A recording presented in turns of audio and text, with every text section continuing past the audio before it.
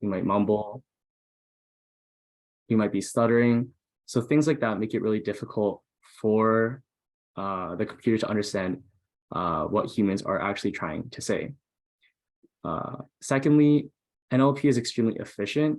So it's really great at processing large amounts of data.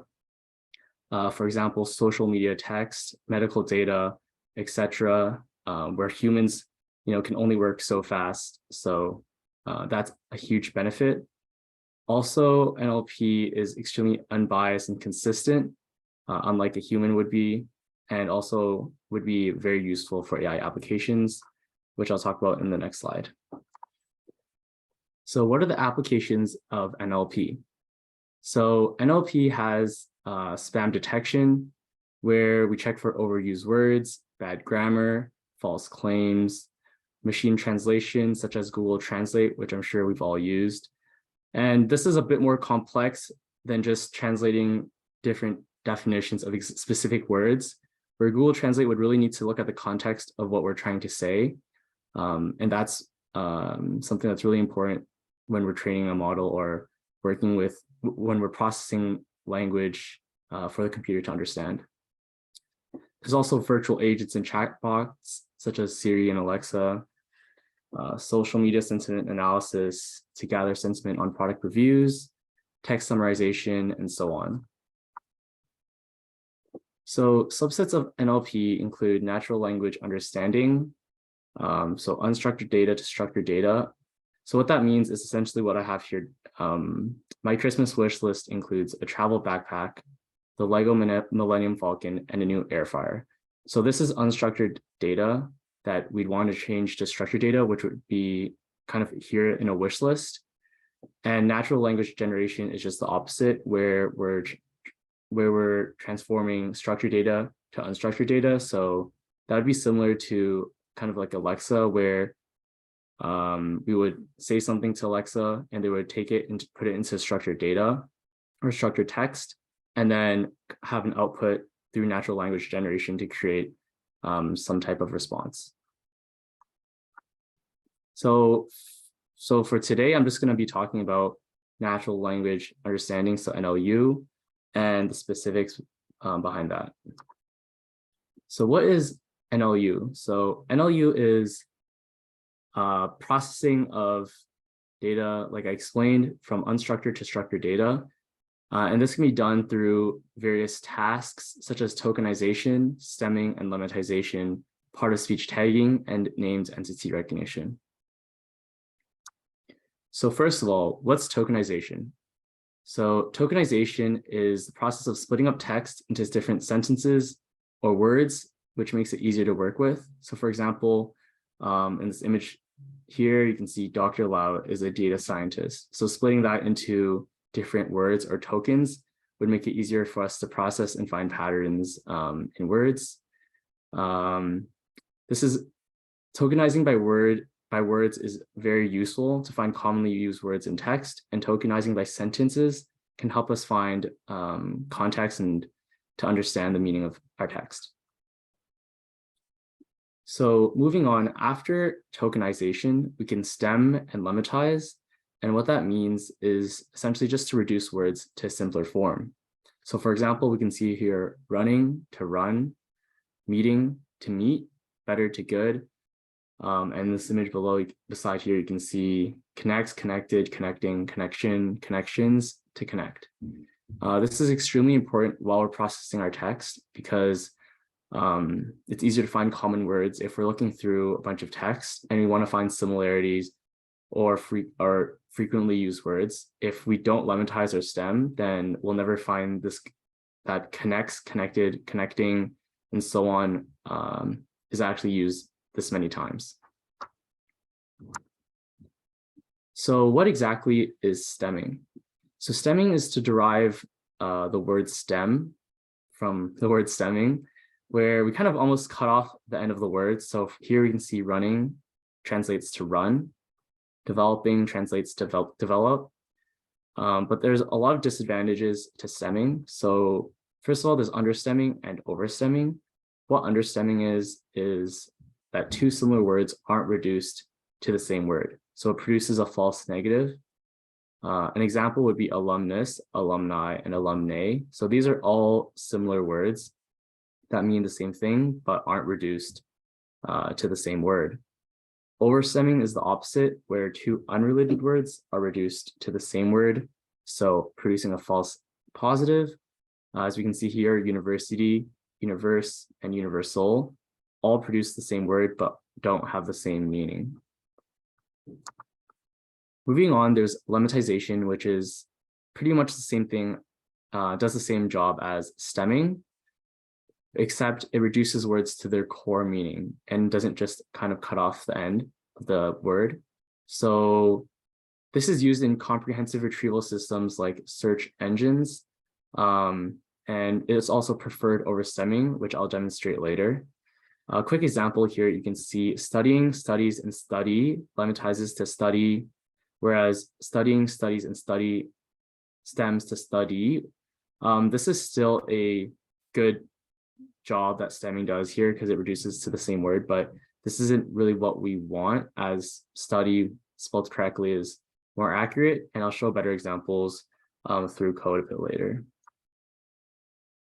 Part of speech tagging is another really useful task while processing text. So what this does is it labels words in the text according to the context. So for example, she sells seashells on the seashore. So sells would be a verb, seashells would be a noun, and so on. So labeling these words into nouns, adjectives, adverbs, and verbs, etc. is extremely useful because it gives us context on what or how the word is being used. So for example, here the sentence you can see, I can make a paper plane. So make here is a verb, whereas in the second sentence, what make of car do you own? So make here is a noun. So as you can see in this example, it's actually extremely important to distinguish between the two while we're processing our text. And also, if I'm going too quick or anything, if you guys have any questions, just make sure to maybe send a message in chat, or you can just speak up and I'll try my best to answer. Named entity recognition is also a great task that can be used while processing text. So what this is noun phrasing that refers to specific locations, peoples, organizations. So essentially looking for proper nouns and identifying them in the text. This is really important for us to identify key elements in text. And if you look below, these are just a few examples of what we can identify in the text. Now, after we process our text, we can analyze them using tasks such as frequency distribution or collocations. So what frequency distribution is essentially finding which words show up most frequently in the text. And collocations are very similar, where we find groups of words which show up frequently in the text. So now I'll be showing you all of these tasks I just mentioned through processing and analyzing using the Natural Language Toolkit, which is extremely useful suite of libraries and programs for NLP that you guys should check out and use if you get the chance. So I'm just going to switch over to the code. Can you still see the screen here? Yeah, we can still see it. Perfect.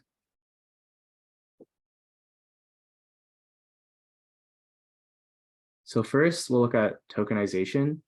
So if we have this line of text here, all we need to use the NLTK sent tokenize function, and we call it on the text, and it'll split this into 2 sentences. And similarly, we can split this also into words using word tokenize, and it split this into a list of words. In stemming, I'll show these examples here now, where develop, developing, developed all translate to develop, and study, studying, and studies all translate to study, which is this is a great example of how stemming could be used. But there's also examples here of understemming, where like I mentioned in the slides, alumnus, alumni, alumni are not translated correctly. an example of overstemming here: universal, universe, university, go, going, gone, went. These aren't translated exactly how we want. So lemmatization, well, we'll be still reducing words to their core meaning. And you'll see why lemmatization here through the code is a better use than stemming. So for example, here we can see go, going, gone, went all translate to go, where stemming didn't do that. And also it's important to point out that while we're lemmatizing here, we use this lemmatizer and we call this lemmatize function. And we pass in the word as well as what type of word it is. So here I'm just going to be using verbs. And so I pass in wordnet.verb here. So that's how it translates. If I was to use a noun instead, this wouldn't translate correctly. So this is really important.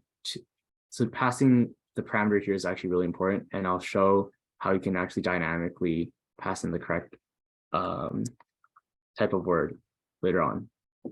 So similar here with adjectives, worst, worst translate to bad, and better and best translate to good and best. So here you can see best doesn't actually translate to good, which we would want. That just shows that lemmatization and these tools aren't perfect, and there's always going to be some things that aren't translated as we want. Similarly, adverbs, these aren't changed at all. Nouns always get translated to or lemmatized to singular form. And in part of speech tagging is where we'll be labeling words in the text. So I think this is the most intriguing part. And this is what will also help us dynamically pass in that parameter that was mentioned in lemmatization. So for example, here you can see this sentence, I can make a paper plane. So here it prints out a list of tuples where the first element is the word and the second element is the type of word. So it's kind of crazy here. There's a bunch of like symbols. So all we really need to worry about is the first letter here. V would stand for a verb, whereas N would be a noun. And those are the most important things that we need to kind of figure out, because that gives us the most value when we're analyzing our text. So here we can see make as a verb, which is exactly what we want. And in the next quote, what make of car do you own? You can see make here is a noun. So using this POS tag function is extremely helpful in this case. And now I'll show how you can use it with lemmatization. So as an example, we have this line of text here, which will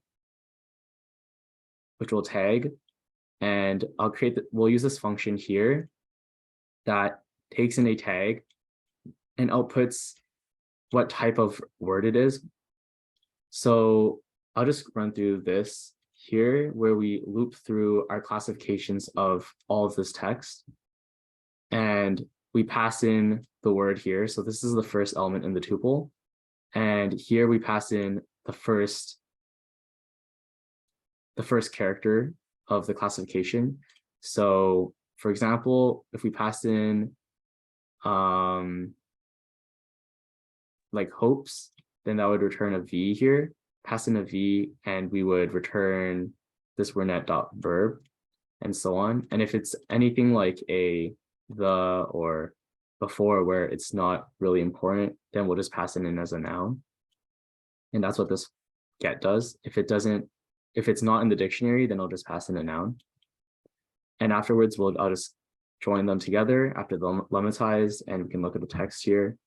So we can see what's changed. Hopes would be hope here. Just things like that. You can look at what else has changed. I can't really see anything right now, but yeah, you can pass it in dynamically like this using the POS tag to get exactly what we want and pass in the exact word that we want. So moving on to named entity recognition, we can use this extract NE method, and what this does is it just prints out all these words in the text and all the proper nouns that come with it, or the named entities that come with it. So here we can see Christmas was identified as a person, and Nicholas, or Saint Nicholas here, was identified as a person. And you can notice that Saint Nicholas was actually combined into one word here, which is really neat. So the NLTK package actually did this for us, and I correctly identifies this as a person. And yeah, this is like an error. So Christmas isn't a person, but it does its best.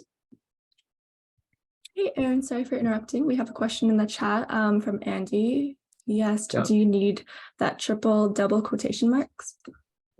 Okay, so in Python, this triple quotation mark is for a multi-line. So if I was to just put it in a singular line, it would actually not be a string here. And I have to put it all in one line. So just for readability, you can put it in triple quotations to get a multi-line string. Yeah. Does anyone else have any questions? All right. Moving on, we can now analyze the text now that we're done processing it.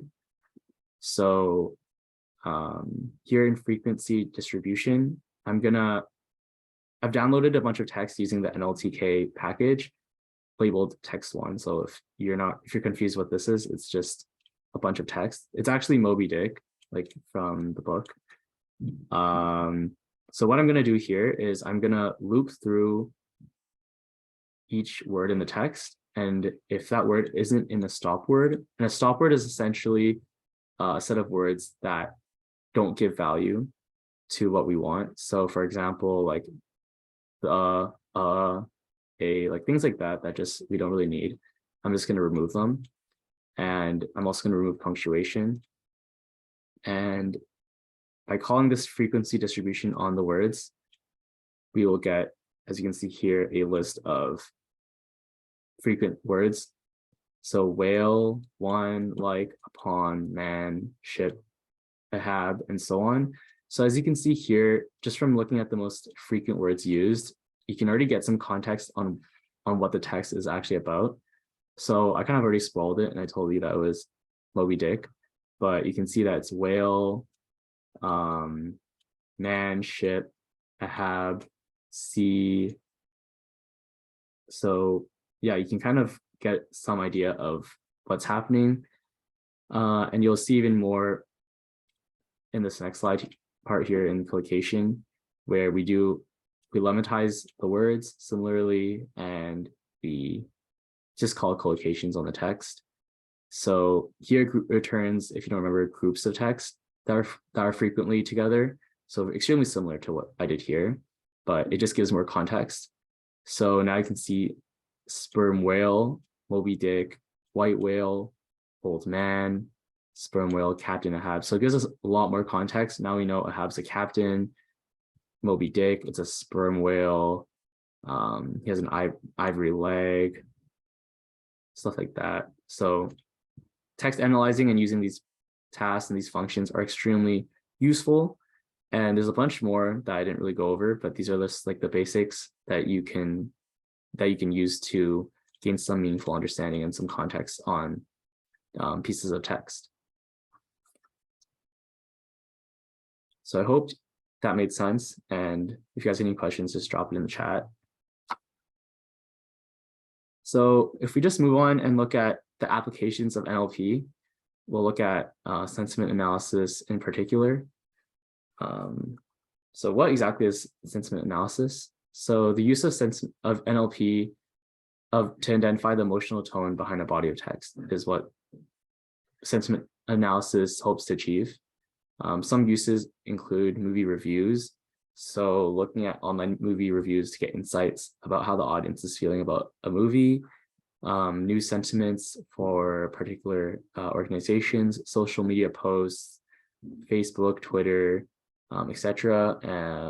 Online food reviews, looking for user feedback, things like that, to really get an understanding of how people are feeling and how people are reacting to a product. So there are a bunch of popular packages and libraries that use sentiment analysis, such as 𝗲𝗲𝗽, also known as valence-aware dictionary and sentiment reasoner. So this is a part of NLTK. It's a pre-trained model that's pre-trained on social media, like I think Twitter, So it predicts really well on text from social media, and it understands sentiment of text containing like emojis and slang, conjunctions, etc. So actually, I'll show an example of this a bit later. I'll just go on and talk about 𝗲𝗲𝗽. So 𝗲𝗲𝗽 is another popular package that we can use. It's also a pre-trained model on an IMDb dataset, as well as FastText, which is open source free lightweight library that we can train for it to efficiently learn word representation and sentence classification. So if we just take a look here at 𝗲𝗲𝗽, we can pass in like just a few sentences here. I just chose 3 random sentences. So this first one would be, the food was amazing, the food was nothing special, and the food was rotten. So these 3 pieces of text clearly are a positive sentiment, a maybe neutral / negative sentiment, and a negative sentiment. And you can see here that the first piece of text, which is the food was amazing, was mainly positive, somewhat neutral, and not negative at all.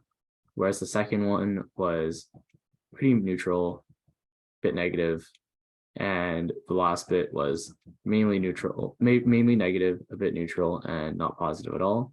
And this compound value you see here is from a range of -1 to 1 of how of the overall sentiment.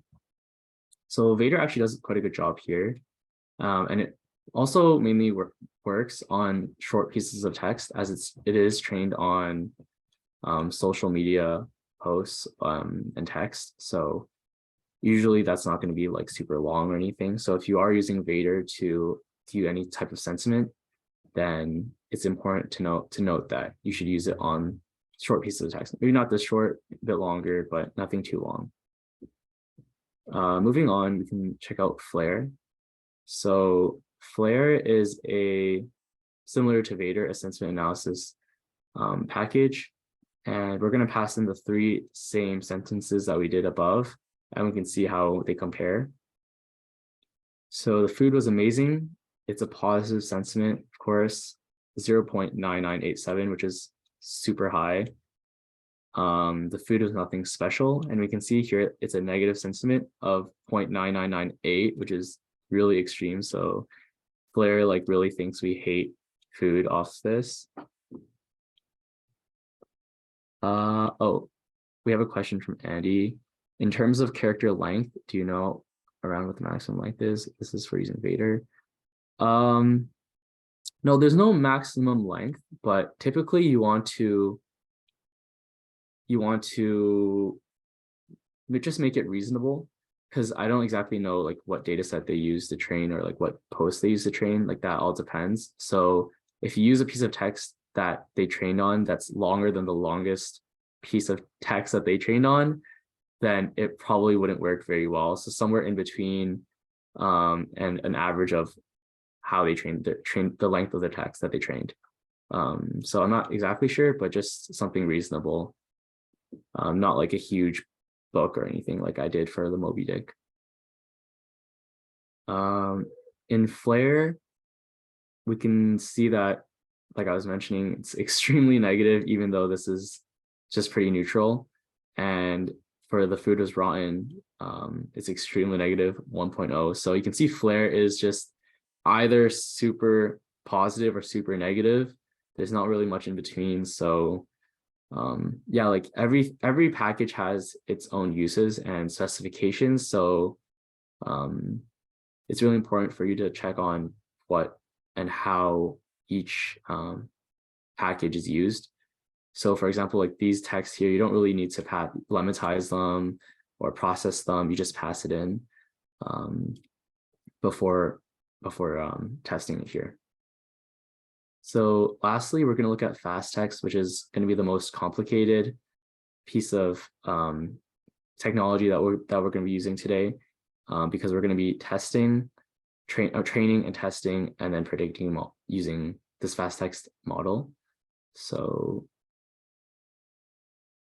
this is just downloading the data set. So let's look at text cleaning. So what I'm going to use is 1.6 million Twitter tweets. That's the data set that we'll be working with. It's going to have 6 columns. The target, which is the polarity of the tweet. So it's either going to be negative or positive. You can ignore this neutral, it doesn't exist. The IDs, dates, the flags, the user. This is all pretty not useful. We're just going to care about the target, so the polarity of the tweet, and the text. So what we're going to do here is, so you can see the text here, we're going to drop all the unused columns. So we're just going to be stuck with the polarity and the tweet. So this is what our data set's going to end up looking like. You don't really have to worry too much about what I'm doing here if it's confusing. I'm using pandas to work with tables. That's like a really good library to work with tables that you can look into later. But I'm just going to be working through and talking more about what I'm doing more than exactly what's happening in the code. So here, after we have our table of polarity and tweets, I'm going to define a function called cleanText, which essentially just cleans up the text, and it makes all the tweets lowercase, turns emojis into text, removes ats, hashtags, retweets, hyperlinks, punctuation, which makes it easier to work with. Also here, you can lematize the text or stem it or whatever, which I did try doing, but since there's like 1.6 million tweets, it took like forever. So if there's a bit less text, then you could do that, or you can still do it, but it'll just take a while depending on how good your computer is, but that is an option. And also you should check how words are lemmatized, because if they're tweets and they're not really structured well at all, and they have like a bunch of typos and slang, then lemmatization might actually screw up your text. Because, for example, I remember like I saw like the text wanna, and that got like converted to like wan and like nah, like that was like completely useless and just like messes up the text and the training. So you might also want to, like, before just lemmatizing, you want to check how words are being lemmatized. But yeah, this text will just clean up a tweet and then return it. So what we do here is we're gonna map through or loop through all the tweets in our data set up here, and we're gonna pass it through this clean text function and return it back into our data set. And here we're just labeling to make things more clear, and I'll show like what it looks like here. Label negative, label positive, and so on. So next step is splitting the data. So a really actually important tool or package that you may or may not have worked with, if you have ever worked with ML, is sklearn. So sklearn just includes a bunch of machine learning models that you can use using Python. It's extremely useful. So if you ever get more into ML, you'll definitely be using like sklearn. And they have a really nice train test split function that you can use to split your training and testing set. So if you're not aware of what I'm doing here, essentially I'm splitting most of my data into a train data set. So in this case, 75% of my data will be put into this train data set, and 25% would be in this test data set. And what we're going to do with it is we're going to train our model on this train data, and then after it's trained, we're going to test. We're going to predict how well it does on the test data, and see how accurate it is.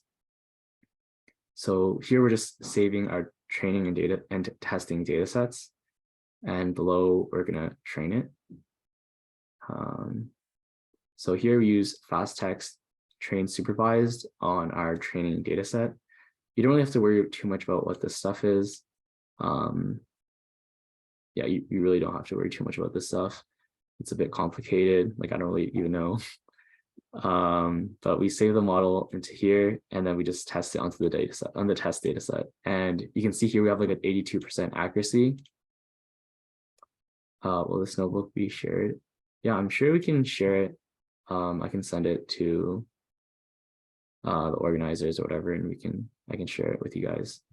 Yeah, for sure. If you want to send us a link, we can post it as a resource on Luma. Yeah, sure. Yeah, just anytime after your workshop's over. Yeah, for sure. So here we're just going to save the model, and then we're going to test it on the test set, and we see that it returns 82% accuracy, which is all right, I guess. And now we can test it on different pieces of text. So we got to make sure to clean it up first, and then we do run this predict function on the model. So this is kind of interesting. I cry when I see myself is obviously negative. 𝗏𝗏 is amazing with a bunch of like fire and trophy emojis. Pause is definitely positive. I'm a god at creating AI sentiment. That's positive. And then if we look at some inconsistencies here, such as I'm indifferent towards sentiment analysis, that's still labeled as positive, just purely because we worked with either 0 polarity or 4 polarity, which is either like the two extremes, and we didn't really train anything in between. So that's why it's forced to label it as positive. However, if we did train some data that was neutral, then the outcome may be different and it would be labeled as neutral. Similarly, you can see it here. I'm neutral about 𝗏𝗏, just labeled as positive. And yeah, that's about it. If there's any questions you guys have, just drop it in chat again. And if you guys have any text that you want to test on this model, I can just like input it here if you like, and we can see how a model does on the prediction. But yeah, other than that, if there are any questions, just drop them in chat.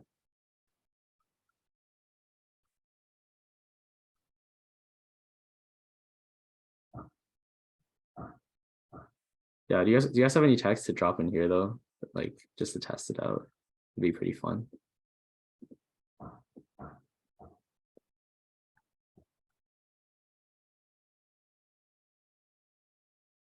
Sure. Nice. All right. Let's test this guy. Okay, interesting. You did such a terrible job. I love you is labeled as negative. So I guess terrible job is more extreme than I love you in this case. But yeah, that's about it.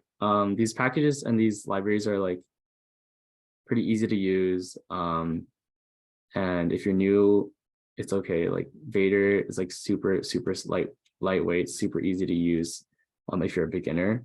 So you don't even need to know the specifics of it because it is a little complicated behind the scenes. So yeah, like you want to get into AI and like NLP, then you can get started with tokenization, stemming, lemmatization. Things are a bit more like manual and straightforward. Frequency distribution, collocation, like these are things that you can work on and understand, which I think is really great, that this NLTK package gives us.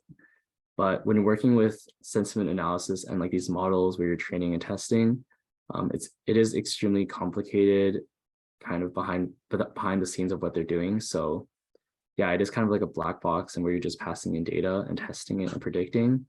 But that's also extremely useful for you in your personal projects, and maybe even in the upcoming hackathon, you can use some type of sentiment analysis or natural language processing. So yeah, like I hope that was kind of useful and helpful, and that's it for me. So if you have any questions, you can drop it in chat. But yeah. All right, thank you everyone for coming, and a huge thank you, Aaron, for hosting this workshop. I found it personally really interesting. Before everyone leaves, I just wanted to remind everyone of the ongoing Zero to Hero raffle. So to enter, you would just have to comment a takeaway for an entry for this workshop. Find the related event post in the Luma library and then comment your key takeaway from it. I'll leave. Oh, we have a question. We have a question in the chat.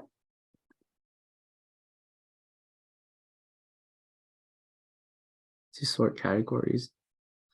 Well, the thing is, the sorting isn't actually done by me. We actually just download data sets that are pre-labeled. So for example, up here, when we're downloading the data set, I labeled here that the target is either labeled neutral or positive. So as you can see in the text here, I actually can't see all the text, I'll print all of it. Its polarity is 0 and 4. It's already pre-labeled. So most of the data you'll be used for training is going to be pre-labeled. And like useful places or websites you can get like big data sets is like Kaggle. So Kaggle, like 𝗂𝗂𝗂𝘁𝗂𝘁. So that's a really nice like ML website where you can get a bunch of data sets, like different types of data sets, not just for sentiment analysis. And these things are just pre-labeled. You can label it yourself, but I mean, like a million tweets. Like, I don't know if you want to hand label that, but yeah, like this is really great for, like those websites are really great for big data sets that you can use to train your models. Yeah.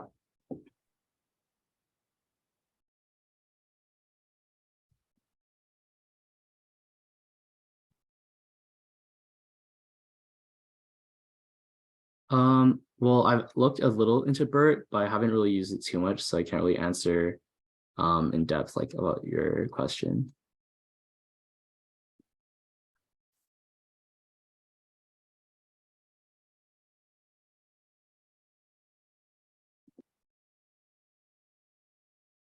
All right, that seems to be all the questions for now.